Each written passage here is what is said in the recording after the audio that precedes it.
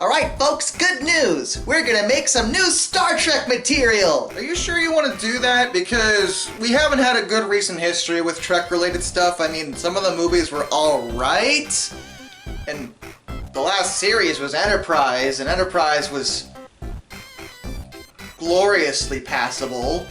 It wasn't great, but more like Stargate SG-1 for some reason. That's right! First on our list is Star Trek Discovery! Okay.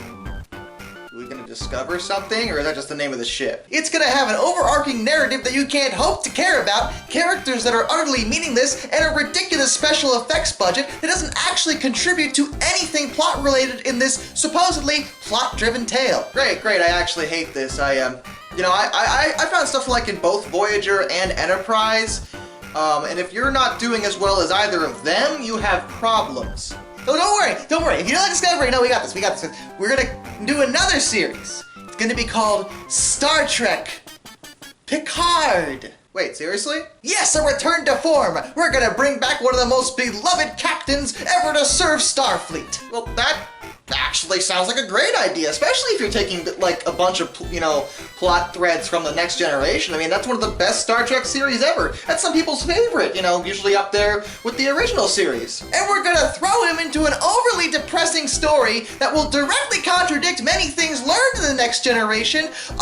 Also, it will have a ridiculous special effects budget and won't have any new characters that you like. And in fact, we'll have less of the old characters that you do like. Why would you do that? Why would you ever do that? 7 of 9 is gay. What? What? Yeah, it makes sense if you don't think about it at all. Like, I don't have a problem with inclusion. Like, make a gay character, that's fine, but 7 of 9 had relationships with multiple men over the course of Voyager. Like, you can't just make her gay all of a sudden.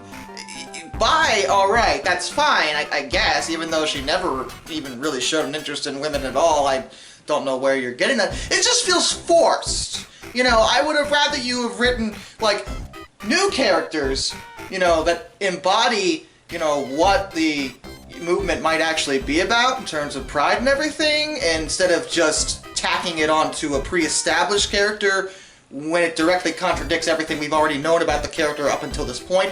Also, now that I think about it, maybe that wouldn't be such a good idea because, Q Discovery, you have proven that you can't write any new characters, so I get why you did that. That makes sense. Okay, no. It's alright. We'll fix everything. We have a perfect fix for this situation. Well, you've already ruined everything. I mean, J.J. Abrams at least tried to do something that was kind of like Star Trek. It wasn't great, but at least I could see he was coming from a good place. You just seem to want to ruin absolutely everything, so I look forward. In fact, I am excited to see what you've cooked up in that backwards thinking logic place of yours. We're gonna call it Star Trek Lower Decks. Alright. It's gonna be about the least important crew on the least important ship in the Federation.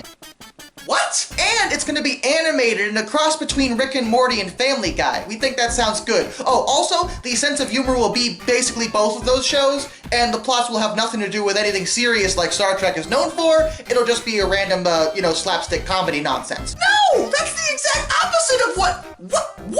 We think Star Trek fans will really appreciate this as long as they take it for what it is. And we, CBS, know exactly what Star Trek fans want. Why must you hurt me?